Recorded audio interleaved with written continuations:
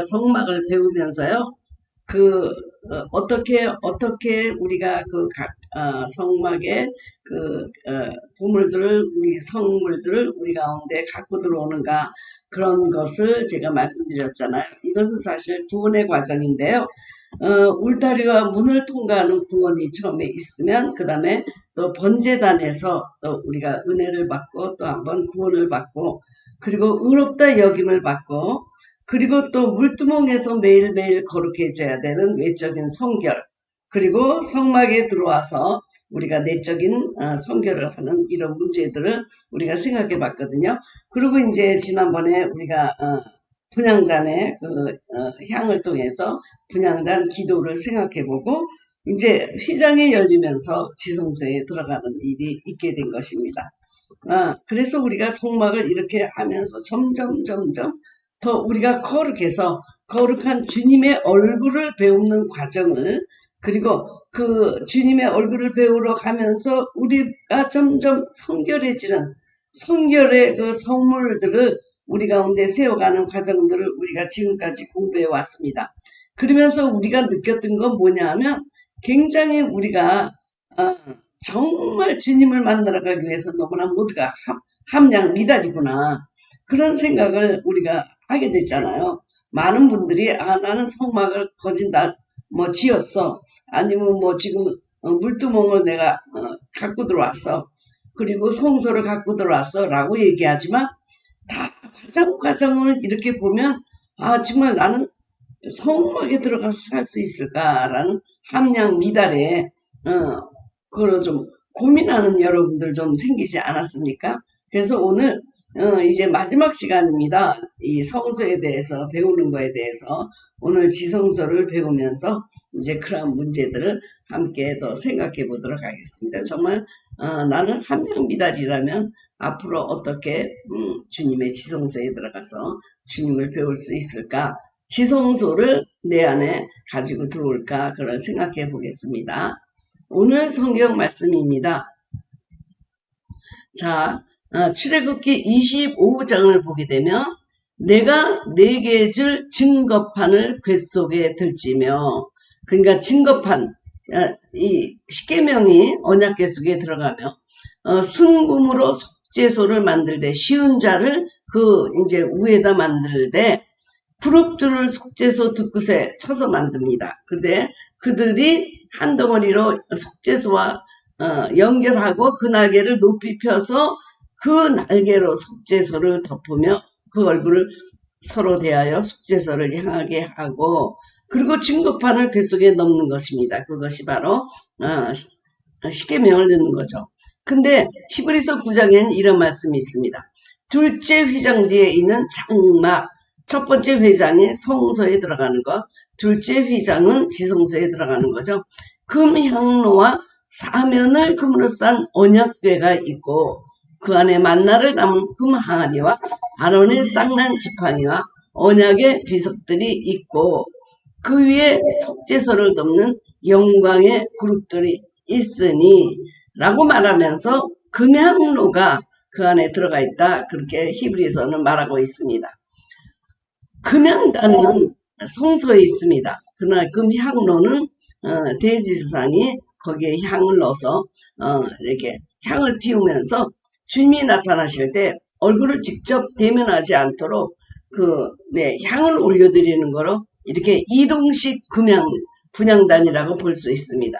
그리고는 만나를 담은 금 항아리, 아론의 쌍난 지팡이, 언약의 비석들 이거는 바로 십계명 그렇게 있었다고 설명하고 있습니다. 우리가 그림을 보게 되면 이렇습니다. 자, 이 언약궤 순금으로 싼 그 언약궤가 있는데 이 언약궤는 그 증거 뭐라 그럴까요? 그 십계명 그것을 보관하기 위해서 만든 법궤입니다. 그런데 여기에 이제 이렇게 끌고 다니는 이 틀이 있잖아요. 이것만 만지게 돼 있어요. 만일 법궤를 잘못 만지면 거기서 죽습니다. 그래서 지금 그룹들이 날개가 있죠.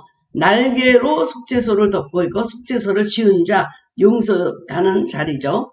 그리고 얼굴을 네, 날개로 가리면서 속죄소를 향하게 하고 이런 그림이 바로 지금 우리가 얘기하는 언약궤, 증거궤, 법궤 이렇게 얘기하는데 법궤는 이렇게 움직이는 이 막대기, 네, 이 이동하는 그런 거 이외에는 절대로 만지면 안 되고 우리가 죽을 수도 있는 그런 얘기들이 우리가 많이 나오잖아요. 네, 그래서 성경에 보게 되면 레위기 16장 2절에 여호와께서 모세에게 이르시되 네 형 아론에게 이르라 성소의 장은 법궤비 속죄소 앞에 무시로 들어오지 말아서 사망을 면하라. 내가 구름 가운데 속죄소 위에 나타납니다. 이렇게 네 했습니다. 네, 그러니까는 1년에 딱 한 번 들어가는 거예요. 지성소에. 여러분 지성소에 1년에 딱 한 번 들어가는데 얼마나 이렇게 어렵게 들어갑니까? 그래서 이 지금 그 언약궤 안에 이 세 가지가 있잖아요. 만나 항아리, 그 다음에 십계명, 그 다음에 아론의 쌍난 지팡이 이렇게 있습니다. 시내산에서 40일 동안 금식하며 하나님의 말씀을 들은 모세가 십계명을 들고 내려왔는데 그 밑에서 바로 아론이 그 금송아지를 만들어 가지고 우상에게 절하고 있는 걸 보고 돌판을 깨잖아요. 그래서 이제 주님이 처음부터 다시 시작하고 두 번째 돌판을 갖고 시내산에서 내려온 날이 그 히브리력으로 7월 10일입니다. 그게 속죄일, 네, 대속죄일이고 우리가 뭐 초막절, 장막절 이렇게 부르는 날입니다.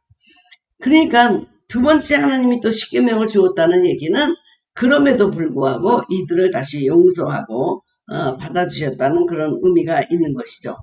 그래서 지금 이 지성소는 거룩한 장소 중에 거룩한 장소다. 지성소에 들어가는 게 1년에 한 번 대제사장이 들어가는 겁니다. 네, 대제사장이 들어가는데 엄격해요. 대속죄일에 들어가는데 자기도 속죄해야 되고 백성도 속죄해야 되고 네, 그 전에 금식해야 되고 내 몸을 깨끗이 씻어야 되고 그 전날은 거의 네, 성경을 읽으면서 대제사장이 잠을 못 잔다고 그래요. 그러니까 이 속죄일은 바로 백성과 제사장들의 죄를 1년에 한 번 속죄하는 날입니다. 그래서 대제사장이 한 번 딱 들어가면 그 다음에는 그 사람이 그 안에서 무슨 일을 하는지 몰라요. 그래서 그 안에서 주님의 영광을 배웠다가 죽었다. 그래도 다른 제사장이 결코 끌고 나올 수가 없는 것입니다. 그러니까 제사장 밑에다 방울을 달고 그리고 발에다 이렇게 줄을 묶어가지고 들어가는 거예요.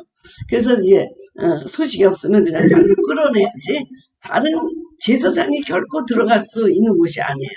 그러니까 대제사장만 내 세마포 옷을 입고 옷을 자기를 먼저 속죄하고 또 뭐 백성들을 속죄하고 향로를 갖다 놓고 그 전에 정말 하룻밤 꼬박 세우고 1년에 한 번 들어가는 거니까 얼마나 그러면서 이 대속죄일의 날 키푸르라고 하나요? 그날에는 다른 제사장은 아무것도 안 해요. 대제사장만 일을 하는 거예요. 그날. 그래서 뭐 자기를 위해서 속죄하고 백성을 위해서 속죄하고 뭐를 위해서 하고 해서 결국은 염소나 뭐 소나 양이나 이걸 15마리 희생이 물을 대제사장이 직접 그것을 바치는 희생제사를 대제사장이 그날 해야 되는 거예요. 15마리를 잡아 15마리. 그러니까 자기를 위해서도 뭐 한 마리, 두 마리, 뭐 백성을 위해서도 몇 마리, 뭐 무엇을 속죄하기 위해서 뭐 재단을 위해서 그 과정이 너무나 복잡한데 하루 걸려서 4번 대제사장이 하루에 그때는 4번 들어갔다 나와 향로를 피워서 갖다 놓고 그 다음에는 자기를 속죄하기 위해서 들어가고 그 다음에는 또 백성을 속죄하기 위해서 들어가고 마지막 딱 끝나면 그 향로의 불을 갖고 나오려고 들어가고 그러면서 이제 그 대속죄일 날에 4번 대제사장이 들어가는데 그날 15마리의 희생 제물을 혼자서 다 바쳐야 되고 그러니까 이 대제사장이 대속죄일 되면 정말 지금 피가 마르겠죠. 네, 어쩌다가 잘못해서 주님의 영광을 보게 되면 자기가 속죄한 것이 뭐라도 있다든지 뭐 감추어진 죄라도 있다든지 그러면 그냥 주님의 이름을 대면하자마자 거기서 죽는 거예요. 그러니까 밑에다가 내 줄을 매가지고 여차하면 끌어내고, 그리고 소리가 딸랑딸랑딸랑 들으면 아 살아있구나 이렇게 생각해서 거룩한 곳 중에도 거룩한 holy place of the holy places예요. 그러니까 정말 이곳은 하나님의 영광과 임재가 있는 곳이다. 함부로 못 들어가는 것입니다. 네.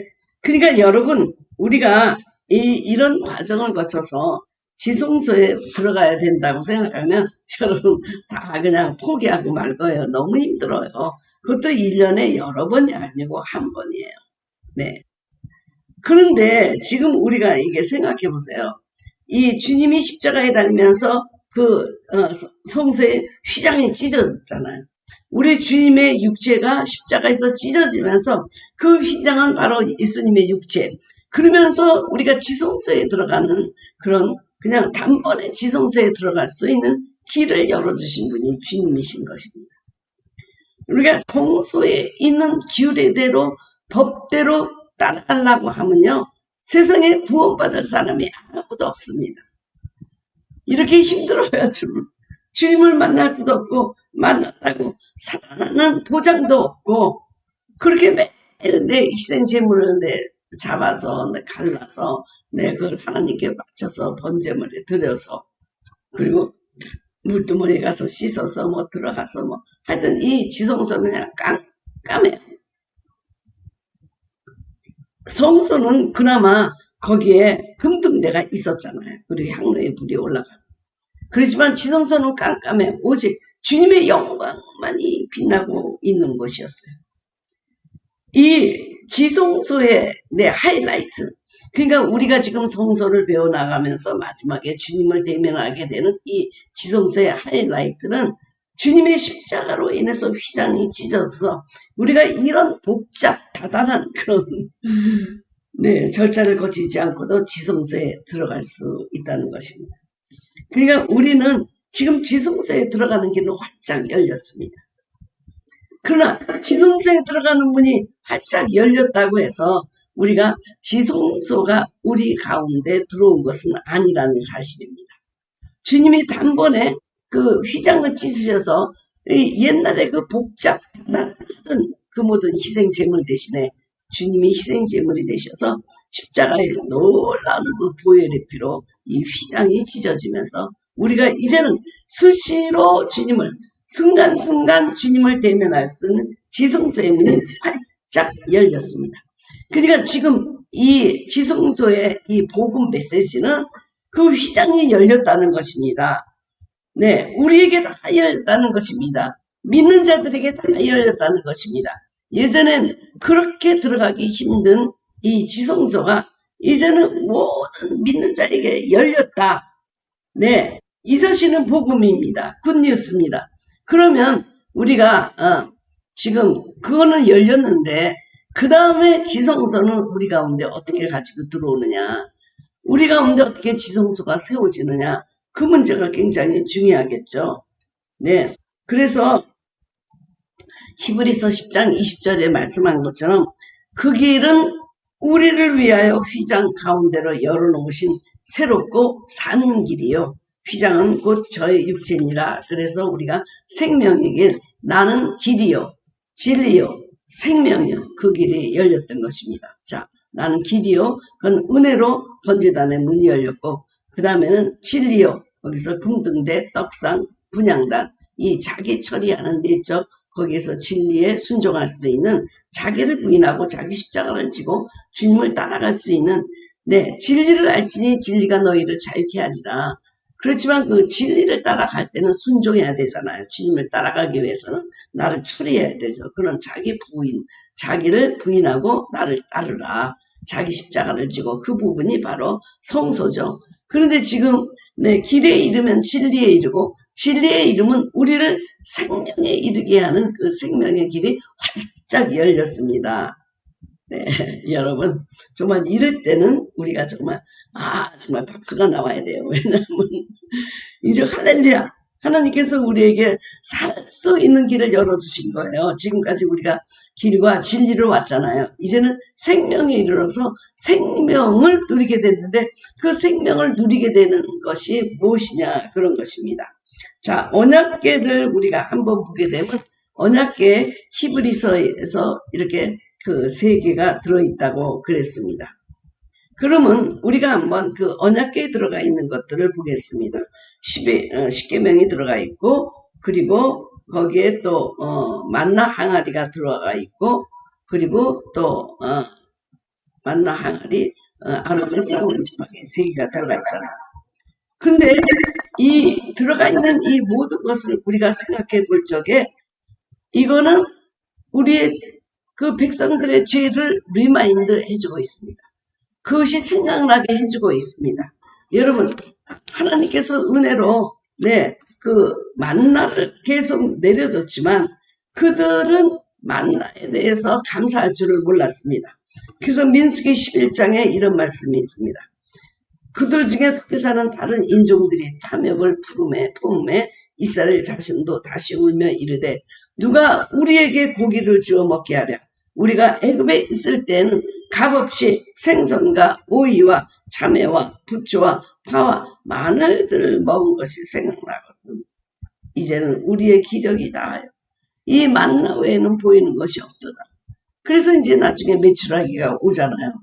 그러니까 이분들이 고기도 먹고 양파도 먹고 파도 먹고 오이도 먹고 생선도 먹고 먹는 거는 부족함이 없이 애굽에서 기름진 음식을 먹었거든요. 이걸 키우는 그런 음식을 먹었는데 이들이 하늘에서 내려오는 만나를 먹고 나니까 기력이 없는 거예요. 기력이 없어.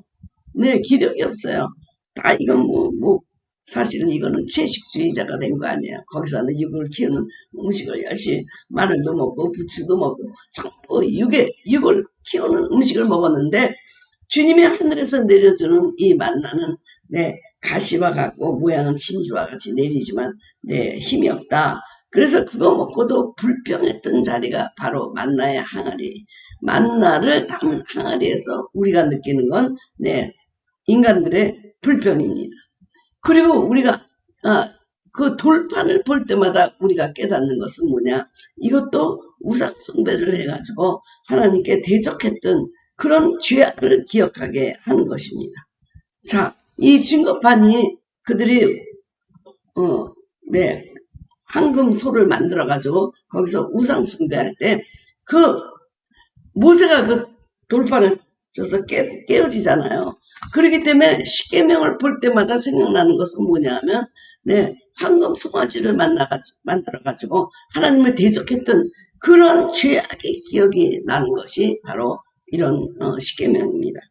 그리고 아론의 쌍난 지팡이를 우리가 생각해 보십시오. 민수기 17장 10절에 여호와께서 또 모세에게 이르시되 아론의 지팡이는 증거궤 앞으로 도로 가져다가 거기 간직하여 패역한 자에 대한 표징이 되게 하여 그들로 내게 대한 원망을 그치고 죽지 않게 하지니라. 그러니까 이 아론의 지팡이도 뭐냐 하면 그 권위에 대한 도전을 기억하게 하는 죄악이 거기 있습니다. 민수기 17장 보면 내가 택한 자의 지팡이에는 싹이 나리니 그러고 나니까 모든 지파에서 12지파가 지팡이를 갖다 놨는데 아론의 지팡이에 움이 돋고 순이 나고 꽃이 피어서 살구 열매가 열렸더라 이렇습니다. 그런데 언약궤 안에는 그 백성들이 하나님의 무한한 은혜와 자비와 구원을 베풀었음에도 불구하고 계속 우상숭배하고 마음이 딴 데가 있고 그리고 은혜로 알지 못하고 권위에 대해서 도전하고 하는 그 모든 죄악을 기억하게 하는 세 개의 종류가 들어있었습니다. 사실은 그 만나 항아리나 아론의 쌍난 지팡이는 증거궤 앞에 두도록 돼 있었어요. 그런데 사실 이동하다 보니까는 그것이 증거궤 안으로 들어간 것. 그래서 나중에는 그 돌판만 보였지 다른 것은 보이지가 않았는데요. 히브리서에서는 그 세 가지가 그 언약궤 안에 들어가 있었다 그렇게 얘기를 합니다.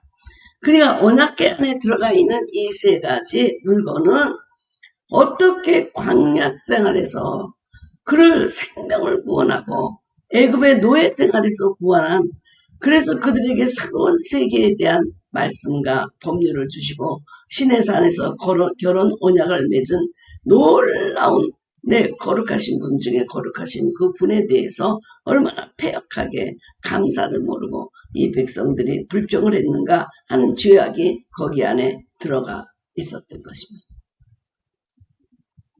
예전에 그런 물건을 하나님이 이렇게 만나를 내려주셨다라는 거, 그런 은혜를 기억하라고 우리는 종종 생각하잖아요. 그리고 십계명에 또 십계명을 주셨다. 이렇게만 기억하지만 그거는 바로 우리 인간의 기본적인 죄의 자리를 보여주고 있는 것입니다. 우리가 흔히 하나님을 따라가면서 하나님을 믿는다고 하면서도 여전히 우리가 세상을 향한 애굽을 향한 우상 숭배가 있고 매일매일 일용할 양식을 주었음에도 불구하고 우리는 그것을 불평하고 그 자유로운 이런 어떤 해방 민족의 삶보다는 잘 먹는 기름진 음식을 먹는 노예 생활을 이렇게 다시 돌아가고 싶은 출애굽이 아니라 다시 그쪽으로 가고 싶은, 그러니까 탈북민이 와가지고 다시 이북으로 돌아가고 싶은 그런 마음을 갖고 있고, 그리고는 교회에서나 이런 성직자들에 대한 권위를 지키지 않고 거기에 대해서 항상 대적하고 불만하고 존경하지 않고 기도하지 않고 하는 우리 죄악의 모든 면들이 세 가지로 대표적으로 나와 있는 것입니다.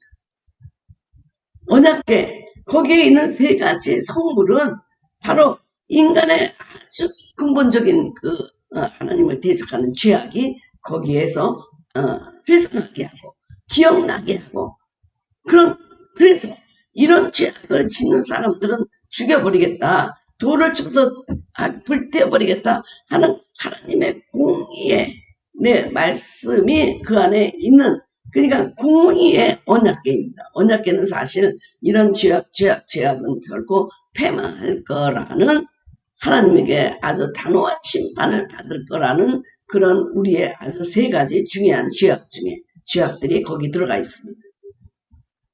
그것을 대표하고 있습니다. 그것을 리마인드하고 있습니다. 그런데 그 위에 뭐가 있냐?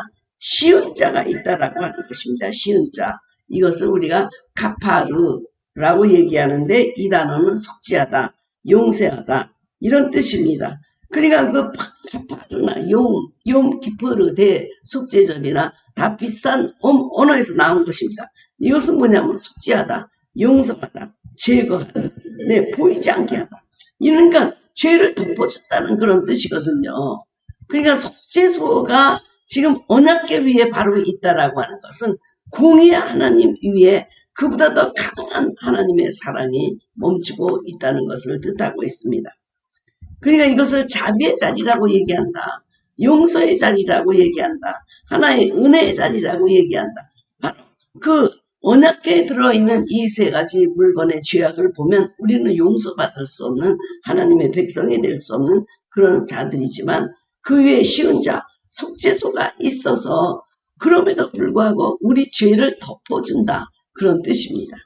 쉬운 자는 바로 그 얘기입니다. 우리의 죄를 덮는다, 보이지 않게 한다, 용서한다, 속죄한다, 제거한다. 이런 가파르, 거기에서 욤기프르 대속죄일이 나오게 되는 것입니다. 죄를 도말한다라는 의미도 있지만 죄를 덮어준다, 그런 의미도 있는 것입니다. 여러분, 우리의 죄악이 언약궤에 있는 그 죄악이 그대로 주님에게 올라간다고 하면, 그러면 아무도 하나님의 그 아주 그 낙타롭고 그런 아주 모든 만물이 속지 않는 그 눈 앞에서는 죄악이 숨겨지지가 않습니다. 그리고 저나 여러분이나 어느 누구도 주님 앞에 벌거벗겨질 때는 의롭다 여김을 받을 사람이 아무도 없어요. 그런데 이 속죄소, 자비의 자리에서 우리를 덮는다, 죄를 용서한다, 속죄한다, 바로 이것이 그리스도의 십자가 사건인 것입니다. 하나님의 공의로 얘기하면 우린 죽을 수밖에 없지만 이 속죄소가, 이 쉬운 자가, 자비의 자리가 이것을 덮어줘서 하나님이 보실 때 우리의 죄악이 가려지고 덮어지고 용서해지고 없다고 여겨준다는 사건이 바로 쉬운 자에 있게 되는 것입니다. 그러니까 인간의 죄를 도말하기 위해서 신이 자기 육체를 찢으신 주님의 십자가 사건이 바로 여기에 있는 것입니다. 이 십자가 사건으로 말미암아 우리 죄가 덮어지는 그런 것이 쉬운 자의 은혜, 그것을 두 그룹이 날개를 갖고 대개 천사들은 날개가 없다고 제가 그랬잖아요. 그러나 주님의 보좌를 지키는 이런 것은 날개가 있습니다. 그룹과 스랍들이 날개가 있고요. 근데 이 날개를 이렇게 가려가지고 자기가 사실은 나타나지 않도록 겸손하게 이 쉬운 자를 향해서 있는 것입니다.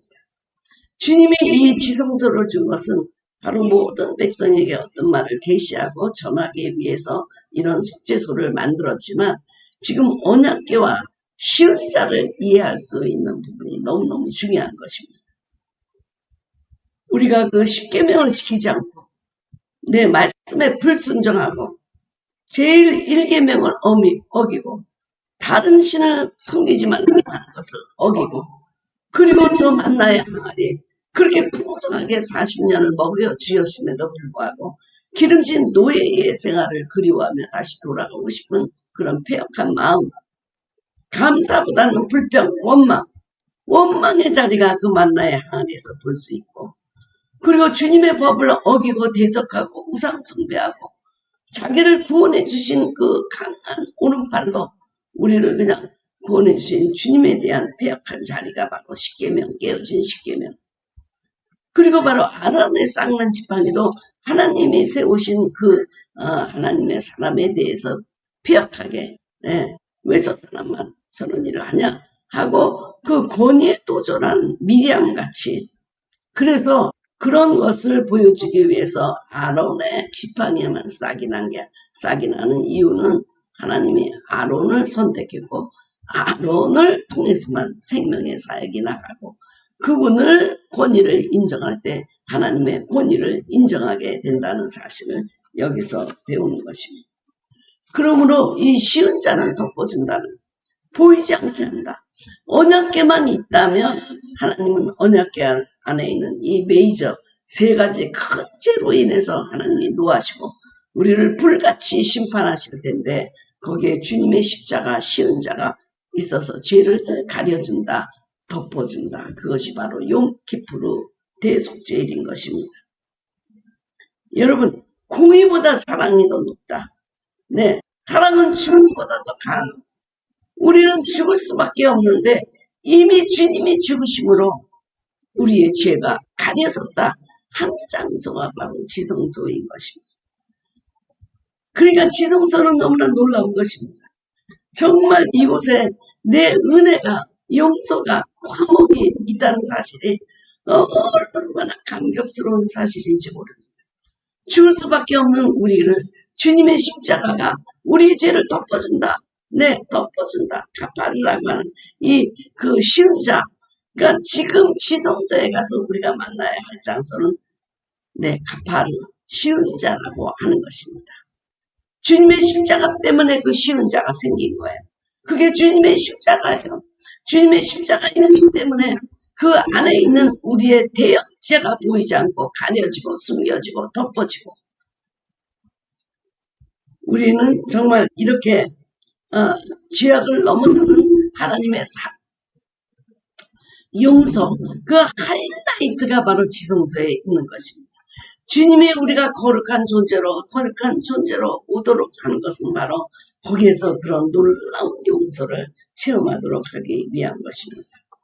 그러니까 우리의 불평, 반목, 우상숭배, 어떤 폐역하고 완악한 죄, 하나님이 보시기에 용서할 수 없는 죄, 공의 하나님이 보고 도저히 지나갈 수 없는 죄, 정말 가증한 죄가 너무너무 많잖아요. 우리가 얼마나 가증한 죄가 많습니까? 그런데 거기에 십자가의 사랑이 그것을 다 덮어주고 그런다는 놀라운 자리가 바로 이것이 하나님의 무한한 은혜와 사랑을 체험할 수 있는 장소가 지성소라고 하는 것입니다. 그러므로 지성소야말로 나는 길이요 진리요 생명이요 그 생명을 자신의 육체를 찢어서 십자가의 사랑으로 인도하신 주님의 사랑을 거기서 만날 수 있는 것입니다. 자, 그러나 우리가 그 지성소에 들어가는 문이 활짝 열려서 용서를 받았다. 내 용서를 받았다. 오늘 너무나 감격합니다. 그런데 그 용서를 받았다고 하는 것이 내가 지성소를 우리 가운데 가지고 들어오는 것은 아닌 것입니다. 최고의 영성, 주님이 우리에게 보여주고자 하는 최고의 영성은 용서와 반목이 화목이 되는, 주님의 용서로 땅과 하늘이 화목하고 하나님과 우리가 화목하고 하나님의 얼굴을 우리가 배웠고, 이런 복잡한 절차에 함량이 미달된 기도로 주님을 만날 수 없고, 죄악의 아주 그 언약궤에 있는 그 아주 3 메이저 죄악으로 하나님을 배울 수 없는 우리들이 쉬운 자, 주님의 십자가에. 그래서 우리가 용서하고 하나님과 우리가 드디어 우리가 죄가 덮어졌기 때문에 드디어 하나님과 반목이 해결된 장소, 그 장소가 바로 지성소라는 것입니다. 그런데 여러분, 지금 십자가의 사랑의 극치를 다 만났어요. 우리가 너무나 놀라운 사랑을 만난 건 사실입니다. 근데 지금 주님이 무엇을 원하시는 것입니까? 네, 그냥 하나님 사랑만 감격하라? 아닙니다.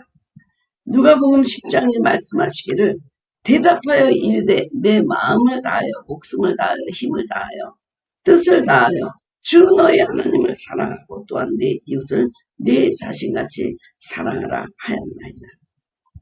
호세아 3장, 여호와께서 내게 이르시되 이스라엘 자손이 다른 신을 섬기고 건포도 과자를 즐길지라도 여호와가 그들을 사랑하나니 너는 또 가서 타인의 사랑을 받아 음녀가 된 그 여자를 사랑하라 하시리로. 주님은요, 이 용서라는 것을 사랑으로 완성하신 겁니다. 그러니까 고멜과 같이 3번씩이나 다른 음녀가 돼서 다른 남자의 아기를 가진 사람을 호세아대로 용서하라. 용서하는 건 참 어려운데 용서를 했어요. 그랬더니 주님이 데리고 와서 사랑하라. 그래서 용서하는 것이 중요한 것이 아니라 용서하고 사랑하는 것. 내가 주님의 용서를 받고 사랑을 받는 것, 그것은 지성소가 열리는 사건입니다. 그거는 지성소가 열리는 사건입니다. 그런데 지성소가 내 안에 들어오기 위해서는 내가 이웃을 사랑하고 이웃을 용서해야 된다는 사실입니다. 하나님과 내가 반목이 이렇게 화해로 바뀐 것처럼 내가 이웃과도 서로 사랑하는, 그러니까 용서하고 나서 사랑하라는 거예요. 제가 어떤 분이 남자가 바람을 펴가지고 어쩌저 해가지고 용서하고 데리고 왔어요. 그러나 그 마음속에 앙금이 있죠. 용서했다고 그래서 뭐 용서한 것은 아닙니다. 그러나 남편이니까 어때요? 그러니까 데리고 와서 살기 시작하는데 죽을 때까지 잔인하게 그 사람을 괴롭혔습니다. 밖에 나가서 바람 폈다라는 것 때문에 죽을 때까지 찍소리 못하고 이 남자가 괴롭힘을 당하다 죽었습니다. 우리는 용서한다고 하지만 용서하는 사람 만나기도 싫고 피하고 싶고 뭐 용서하니까 그냥 미워하지는 않지만 만나고 싶지는 않은 게 우리 마음입니다.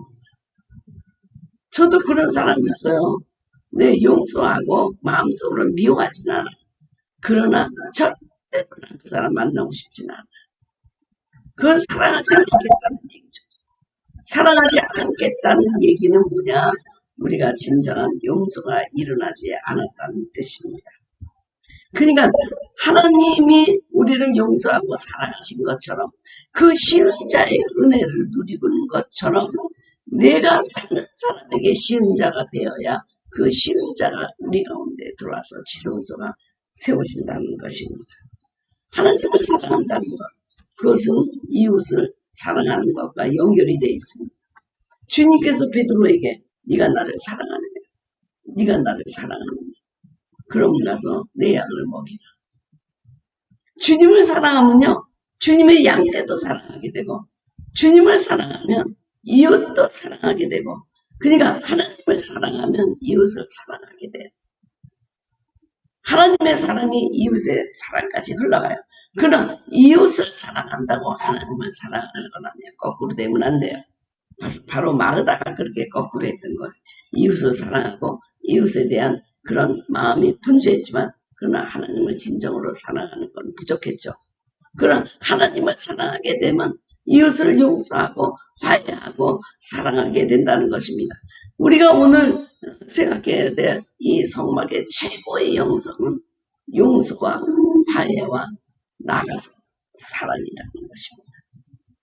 여러분이 지금 용서할 사람 용서하고 반목하는 사람과 화해하고 맡긴다면 헐고, 그리고 여러분이 사랑하면 그러면 여러분 안에 지성소가 생길 것입니다.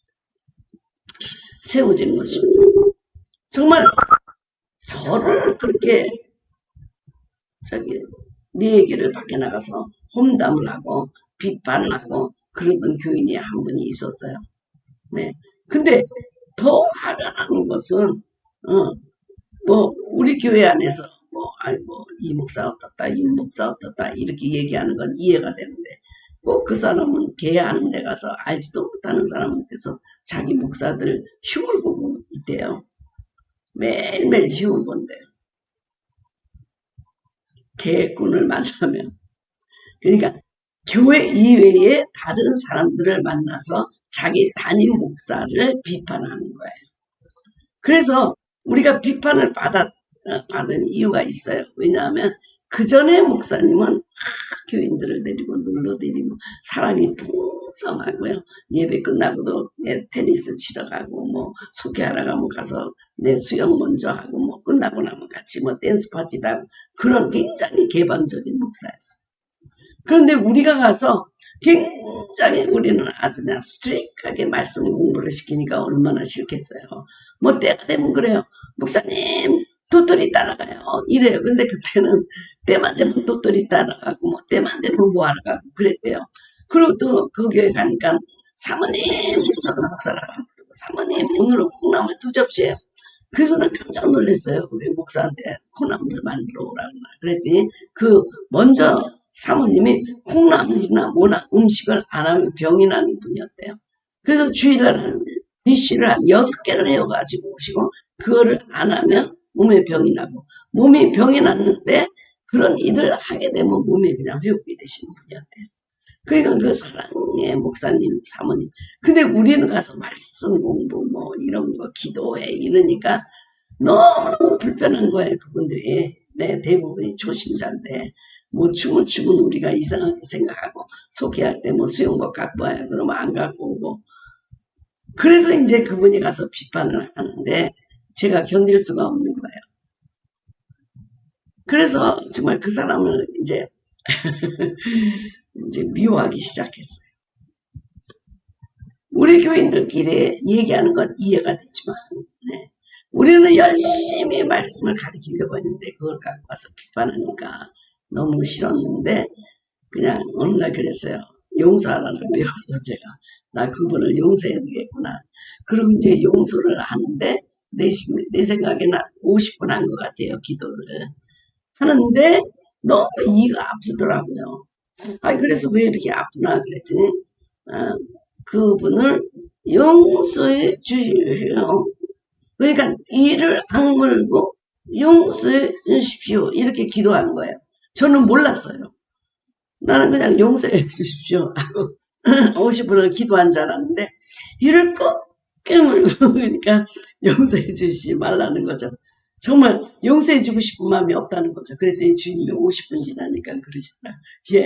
너는 왜 이렇게 이를 악물고 기도하냐.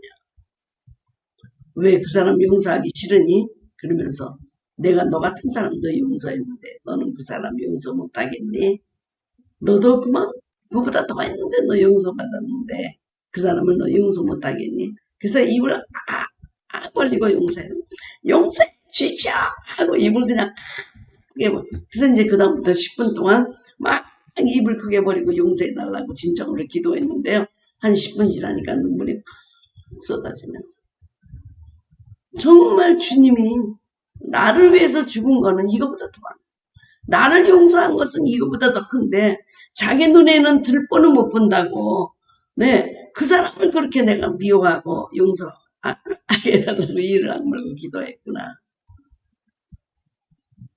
그 눈물을 흘리고 진정으로 그 사람의 용서, 그 사람이 한 모든 일을 내가 십자가를 지라 생각하고 용서하고 내 너무 큰 우상숭배니 뭐 이런 모든 불평 불만이니 교만하고 막 폐역하고 이런 모든 나를 용서해 준 주님의 사랑으로 그분을 용서하기로 했습니다. 그런데 이제 그 다음날 또 놀라운 일이 생긴 거예요. 전화가 와서 그분한테. 목사님 큰일 났어. 백화점 안에 우리 사업체가 있는데 그 백화점이 문을 닫는데 그냥 어떤 돈도 뭐 꺼내지도 못하고 그냥 그날로 끝나버린대요. 그러면서 어떻게 하면 좋냐고. 그래요. 그래서 새벽 기도 오라고. 새벽 기도 와서 우리 함께 기도하자. 그래 그분이 오신 거예요. 생전 안 오던 그분이 아주 다급하니까 왔어. 그래서 제가 그분의 어깨에다 손을 얹고, 네, 하나님, 이분의 삶을 뭐, 어떻게 뭐, 항상 이제 그 사업체를 위해서 기도하고 난감한 그 경제 상황에서 기도하고 있는데, 주님이 걸어오시는 걸 봤어요. 주님이 걸어오시는 걸 봤어요. 그러면서 걸어와서 내 손을 그 사람 손을 붙잡게 하면서, 내가 바로 이런 것을 위해서 죽었노라. 막힌 땀을 흘고 서로 용서하고 사랑하고 기도하라고 내가 죽었다. 나는 이렇게 막힌 땀을 하나가 되기 위해서 죽었다. 그러면서 우리 둘을 두 손을 잡게 해주는 거야. 그런데 갑자기 그분이 저를 껴안으면서 용서해 주세요. 제가 너무 잘못했어요. 우리가 너무 잘못했어요. 우리가 목사님의 사역의 방향을 묻고 너무너무 많은 비판을 하고 다녔어요. 우리를 용서해 주세요. 라고 얘기를 하는데 그냥 서로 껴안고 울었어요. 그리고 그다음부터 그분이 제가 성경 공부한 테이프를 갖고 다니면서 전도자가 된 거예요. 네, 이거 들어보라고 은혜 있다고 막 그러면서 완전히 달라져가지고 그다음부터는 전도자가 되었던 것입니다. 용서라고 하는 거는 영성의 하이라이트. 우리가 지금 기독교인으로 살면서도 지성소가 우리 마음에 들어오지 않는 이유는 이렇게 용서하지 못하기 때문입니다. 하나님을 사랑하면 이웃을 사랑하면 내 하나님이 우리가 용서했으면 우리도 남을 용서할 수 있는 거예요. 네. 일반 달란트를 용서받은 사람이 100데나리온을 용서해주지 못하는 그런 비유나 똑같은 것이죠. 근데 주님은 용서하라고 하신 것이 아니라 용서하되 사랑하라는 적극적으로 그냥 용서하고 그래 안 만나 미워하지 않으면 되지 그냥 나는 끝나서 이게 아니고 사랑하라 데리고 와서 사랑하라 그럴 때 우리에게 지성소가 생기는 것입니다. 그럼 마지막으로 하나님을 사랑하는 길 세 가지를 이 지금 만나와 만나 항아리와 그 다음에 십계명과 그리고 아론의 쌍난 지팡이를 통해서 우리에게 가르쳐주고 계십니다. 만나를 매일 새벽에 먹는 것 이것이 하나님을 사랑하는 길입니다. 우리 자식들이 매일매일 음식을 잘 먹고 건강한 것 하나님이 원하시는 일입니다. 하나님은 나는 생명의 떡이다. 나는 생명의 떡이다. 이 떡을 먹으면 영원히 산다고 말씀해 주셨습니다. 만일 비리비리 안 먹고 매일 뭐 간식 먹고 뭐 주전부리 하면서 몸이 약하다. 빈혈증에 빠졌다. 그럴 때 부모가 얼마나 걱정이 되겠습니까? 매일매일 먹어. 아침에 매일매일 먹어. 그럼 어떻게 감사하면서 먹을 때 감사하면서 먹을 때 그럴 때 네, 정말 하나님이 기뻐하시는 것이죠. 하나님을 사랑하는 자는 하나님이 기뻐하는 일을 하잖아요. 그게 하나님을 사랑하는 길이에요. 사랑하는 길. 그래서 제가 우리 목사님하고 항상 하는 얘기가 그거예요. 사랑하면 싫어하는 건 하지 않고 사랑하는 걸 하게 된다. 그러니까 싫어하는 걸 좀 멈춰라. 네, 멈춰라. 그런데도 뭐 50년 계속되더라고요. 싫어하는 걸 계속하는 그게 인간의 본성인가 봐요. 서로 기뻐하는 걸 해주는 것 이거 사랑하는 길입니다. 자, 매일매일 떡을 먹이는 건 너무너무 사랑하는 길이에요. 제가 그 아르헨티나 가서 집회할 때 70명의 목사님에게 말씀을 전했을 때, 그리고 다 전하고 그 만년설이 있는데 호수에 가서 앉아있는데 십자가의 뼈만 항상이 달리신 예수님을 보았어요. 예수님 몸에 이 살은 어디 갔습니까? 그랬더니 주님 말씀하시기를 내가 이 70명의 그 목회자에게 뜯어서 먹이지 않았냐. 우리가 먹는 생명의 떡, 주님의 살이라고 하는 것입니다. 그런 걸 먹으면서까지 우리를 살리시려고 하는 주님의 뜻, 우리가 그렇게 든든히 먹을 때, 이웃도 사랑하게 되는 거예요. 여러분, 우리가 행복할 때 다른 사람을 행복하다고 칭찬해 줄 수 있고 잘했다고 칭찬해 줄 수 있는 거예요. 네. 내가 불행하면요 다른 사람의 그 행복을 보고 싶지 않아요. 대부분 우리 동창회에 안 나오는 분들 불행해진 분들이에요. 네. 그럴 때도 우리는 서로 위로하고 사랑할 수 있는데 자격지심에 안 나와요. 이런 데 안 나오는 그분들은 뭔가 다른 사람들이 막 잘 됐다고 그럴 때 가서 칭찬해주고 싶은 게 괴로운 것이죠. 괴로운 거. 네. 다 그런 거예요. 네. 남의 행복에 자기가 없을 때는 행복하다는 말을 못해요. 그래서 우리가 든든하게 먹어야 이웃을 사랑할 수 있어요. 용서할 수 있고. 두 번째는 계명을 지키는 게 하나님을 사랑하신 계명. 여러분, 십계명을 지킨다고 주님을 사랑하는 게 아닙니다. 주님을 사랑하고 구원을 받았기 때문에 십계명을 즐겁게 지키는 거예요. 그 계명을 지키기 위해서 있는 것이 아니라 하나님을 사랑하기 때문에 열매로 맺어지는 게 십계명입니다. 요한복음 15장 너희는 내가 명하는 대로 행하면 곧 나의 친구다. 내 계명은 곧 내가 너희를 사랑하는 것 같이 너희도 서로 사랑하라 이것이니라. 그러면서 너희도 내 계명을 지키면 내 사랑 안에 거하리라. 주님께서 말씀하셨어요.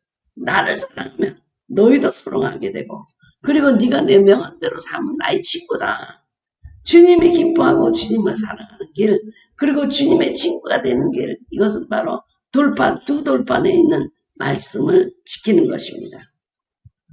그래서 이 계명은 우리를 살리기 위해서 주신 거예요. 주님의 말씀이 영생이에요. 주님의 명령이 영생이에요. 하라 그러면 하면 되고 하지 말라 그러면 안 하면 돼요. 선악과를 먹지 말라 그러면 먹지 않아도 되고 생명나무를 먹어라 그러면 먹으면 돼요. 그 명령이 곧 영생이다. 요한복음에 말씀하고 있습니다. 주님이 우리를 살리기 위해서 주신 계명이에요. 살게 하기 위해서. 명령을 따르면 살아요, 여러분. 우리가 명령을 지키는 게 아니죠. 명령에 순종하는 거죠. 왜? 그 명령에는 생명이 있고 영생이 있기 때문이에요. 하나님께서 하라 하는 건 하면 살아요. 하지 말라 하는 건 안 해야 살아요. 그런데 아담과 이브는 하지 말라는 걸 했기 때문에 죽었다. 네, 영적으로 죽게 된 것이죠. 자, 명령은 곧 우리를 살게 하는 길이다. 여러분 기뻐하라. 기뻐하세요. 그래야지 사는 거고 기뻐하라. 그래서 기뻐해야 주님을 사랑하는 거예요. 네? 감사하라. 그럼 감사해야 사는 거고 그것이 하나님을 기쁘게 하는 것입니다. 하나님을 사랑하는 길입니다. 그러면 너희는 나의 친구다. 그렇게 말씀하시는 것입니다. 결코 주님이 우리에게 힘든 것을 주시기 위해서 고통을 주시기 위해서 하라 하지 말라 명령을 준 것이 아니고 하라 하지 말라면 안 하면요 우리 죄 하나님께서 생명에 이르게 하는 것입니다. 그 다음에는 마지막으로 주님을 사랑하는 것은 주님이 세우신 지도자들을 영적인 권위를 인정하고 그분을 순종하고 그분들을 위해서 기도하는 일입니다.